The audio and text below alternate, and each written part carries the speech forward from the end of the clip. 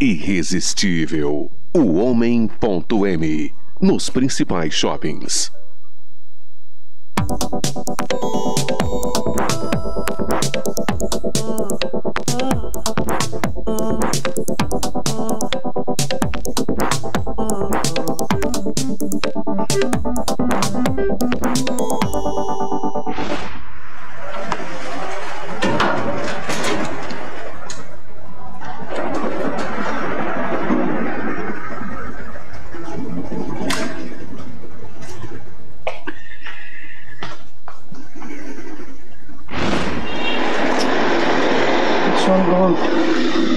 An administration officer at the MSF hospital in Kunduz, Faizullah, recalls the night of horror when he thought he was going to die under the deluge of bombs.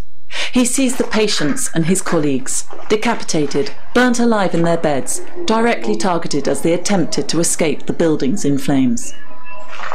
Faizullah hid in this corner with a doctor, who died just a few minutes later. I tried a lot to take his dead body out of the site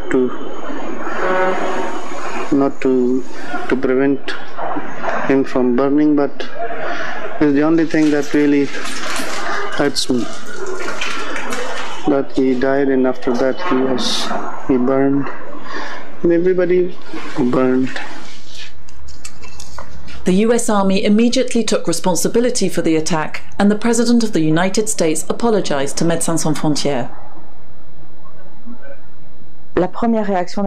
MSF's first reaction was to keep the door open by calling for an inquiry to establish how it could have been possible for an American plane to bomb an MSF hospital for over 1 hour and to kill 42 people. In April 2016, the American Army released the findings of its own investigation. It concluded that the attack on the hospital in Kunduz was the result of a series of errors. Their report tells us that the US military considered that all civilians had fled Kunduz and only the Taliban remained, which in effect turned the whole town into hostile territory. The hospital was supposedly mistaken for a military target, an error caused by a cascade of human and technical failures. So the hospital in Kunduz was bombed by mistake, a version of the facts that is contested by MSF, which considered that this was no cascade of errors, but rather a cascade of conscious decisions for which the hospital paid an extremely heavy price. Ce concept de légitime défense préventive appliqué à toute une partie d'une ville. The concept of preventative self-defense applied to a whole area of the town, which they had decided to recapture militarily, led to all-out war there. Their assumption that it was an open battlefield and that the civilians who were left couldn't just be civilians, they had to be combatants, militants, and that anything that continued to function had to be direct material support for those combatants. At the time of the attack, the town of Kunduz had just been captured by the Taliban, which triggered a counteroffensive by the Afghan military with backing from US forces. The day of the airstrike, the hospital was providing care to 105 patients, some of them disarmed fighters.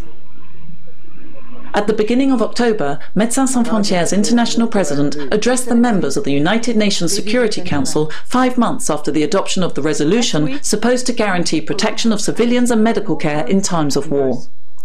In an age where counterterrorism shapes war, a license to kill has been issued.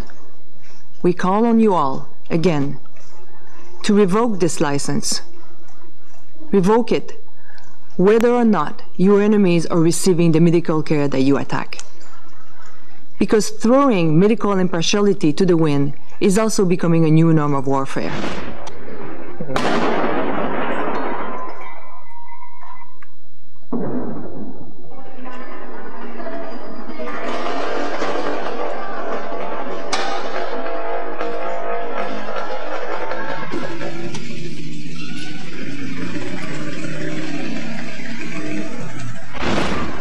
A building gutted, windows blown out by bombs, stretchers half hidden in rubble and dust.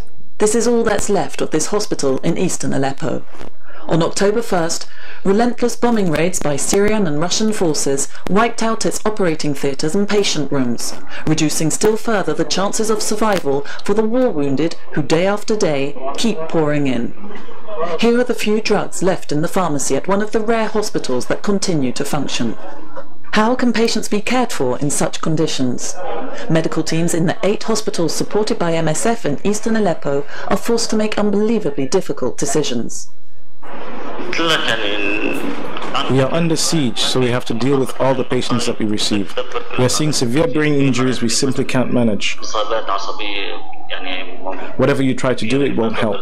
You wait for 5 minutes while they die, without being able to do anything to save them. I think that with less work and less use of the supplies we have, we can hold out for 3 months. But if the bombing continues at this intensity, I think we won't be able to carry on for more than a month or 6 weeks. Since 2011, the people of Syria have known nothing but war. It's estimated that 250,000 people are struggling to survive in East Aleppo. They live amid ruins, with no water, no electricity, very little food, while the bombs continue to fall.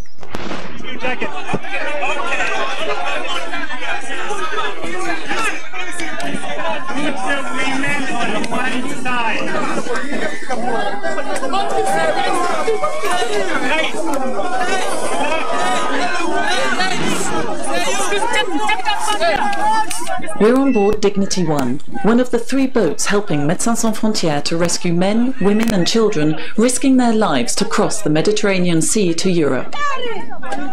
Over 10,000 migrants were rescued off the coast of Libya on the 3rd and 4th of October, the most wretched record since the beginning of the migrant crisis.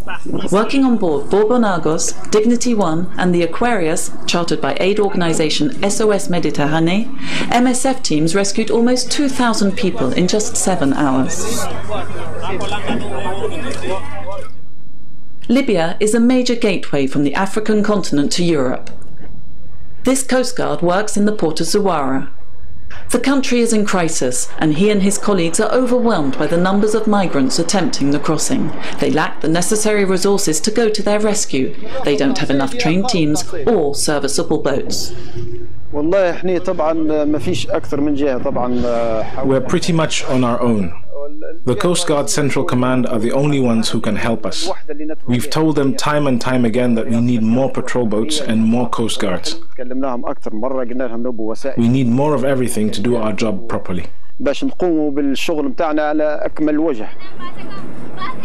the situation is dire. Since the beginning of the year, 3,230 people have died in the Mediterranean, now the world's most deadly migrant route.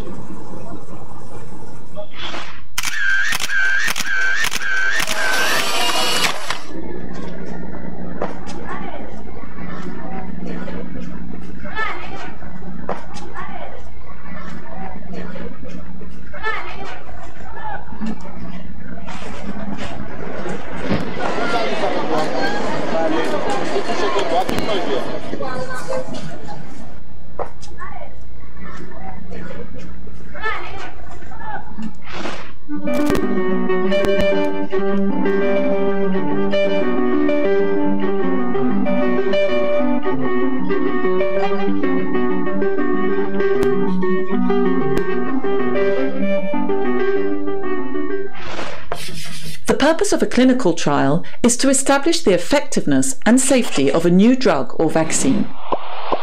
This is a critical phase to obtain approval for a new drug and to make it accessible worldwide. Clinical trials don't always involve new molecules or drugs. They are also used to test a different use or a new combination of existing drugs. The number of participants, the use of a placebo or not, depend on the research question and clinical hypothesis. All participants in a clinical trial must give their informed consent. Recruited on a voluntary basis, they are made aware of all potential risks. After a preclinical phase that includes laboratory tests on animals, the drugs undergo a series of tests in several phases. Phase 1 tests are usually conducted on a small number of healthy volunteers. The aim is to verify whether the drug is safe and to determine the most effective dosage. Phase 2 tests require a larger group of patients and are used to determine the effectiveness of the drug. For example, does it stop the disease spreading or cause it to recede even? If these 2 test phases are successful, it's time to proceed to Phase 3 tests, which compare new treatments to the standard treatment. This phase can involve hundreds or thousands of patients in several countries. If the tested treatment performs better than the existing one, it may go on to become the standard treatment. Take the example of multi-drug resistant tuberculosis, a form of tuberculosis standard treatments are no longer effective against. In recent years, 2 new drugs have been developed, bedaquiline and dilamanid. The purpose of the NTB project's clinical trial, run by Médecins Sans Frontières and its partners, is to assess various combinations of these new and existing drugs and to identify a more effective, shorter and simpler treatment with fewer side effects. NTB is conducting a Phase 3 clinical trial. The trial will take 4 years and involve 750 patients in 5 countries. An institutional ethics committee has approved the protocol, as have ethics committees in every NTB country. All participants are adult patients. They will each be randomly assigned to one of 5 experimental combinations over a 9-month period, or to the standard 20-month treatment. And the results will be compared. Each patient will be monitored very closely.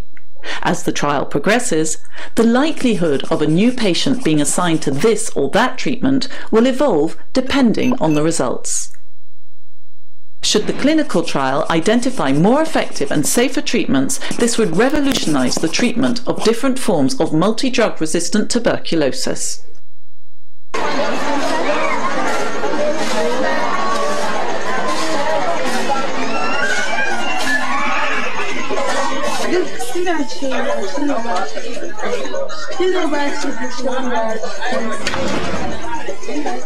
I think the most striking thing for me, and the most obvious thing, even when you enter Maiduguri, when you first arrive there from the airport, is the number of women and the number of children you see.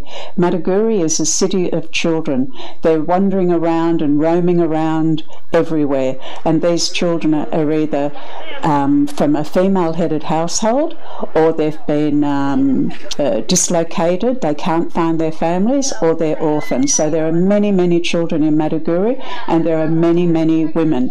It's notable because you do not see that many men, although that is slowly changing. And the reason for this is either the men have been killed, kidnapped, or sometimes interred by the Nigerian army as suspects of being with Boko Haram, or they've run away. And a lot of them, because a lot of these people have fled fighting when the Boko Haram have attacked their villages, the families have been separated as well. So you have a lot of families trying to find each other as well. And the United Nations, I think, do have some kind of a scheme to try and reunite families, but it's very striking that you see women and children everywhere more than what you do men.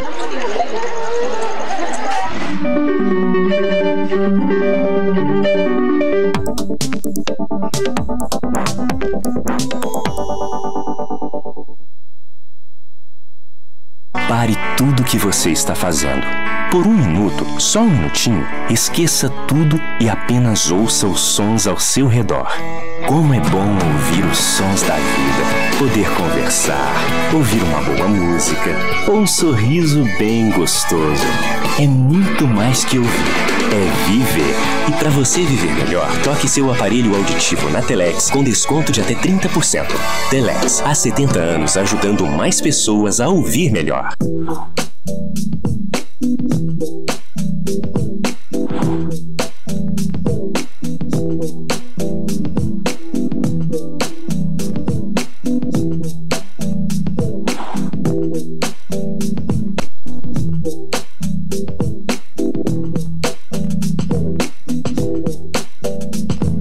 Irresistível, o homem.m, nos principais shoppings. Gente, eu tô aqui em frente ao camarim da Caiete com o Rafael Mazzi. Eles vão fazer um espetáculo de abertura da Casa Surtom maravilhoso e vamos ver o que eles estão aprontando nessa preparação. Gente, esse figurino maravilhoso. Uma roupinha de comprar um pão, dar um close. Dá um close. Você que monta, você que tem ideia, como é que é isso? Maravilhoso. Não, na verdade eu tenho uma estilista que é a Perfect, que é uma das maiores drag queens também do Brasil, e ela desenha minhas roupas, ela faz pra mim, e é maravilhoso, muito brilho. É uma roupa, gente, que eu vou, assim, 7 horas da manhã na padaria. Eu sou dessas. Não, adorei. E me conta mais um pouco desse espetáculo que você já tá quase pra começar. Então, Surtom é a nova casa de comédia de Belo Horizonte, então tá trazendo vários humoristas do Brasil, e hoje eu tô simplesmente feliz de estar dividindo com o Rafael Mazzi, um dos grandes humoristas que a gente tem, que tem levado o nome de Belo Horizonte pro Brasil através do Multishow, dos espetáculos dele, né, Rafa? É muito bom fazer o Surtom, né? Ó, muito legal aqui o bar, é boate, é bar, é comida, é bebida, é tudo, gente. Rodrigo, fala um pouco mais pra gente dessa ideia que você teve. Na verdade, eu peguei essa ideia numa viagem que eu fiz aos Estados Unidos e sabia que Belo Horizonte era carente de uma casa de comédia, de diversão, aliada à boa gastronomia, e resolvi executar. Localizei um ponto na Savassi, que é um ponto tradicional da cidade, e resolvi propor isso a Belo Horizonte, que acho que é um espaço que faltava, e tem dado um resultado bom, tem dado uma boa procura, e além de que Belo Horizonte é celeiro de grandes artistas. Gente, que vergonha! Meu Deus, a deixou que morou hoje, meu Deus, Carlos Nunes está aqui! Meu Deus, Mauri Reis, das 6, meu Deus! Eu queria saber o que você está achando da casa e qual a importância de um estabelecimento como esse para o mercado de comédia de Belo Horizonte. Gente, essa casa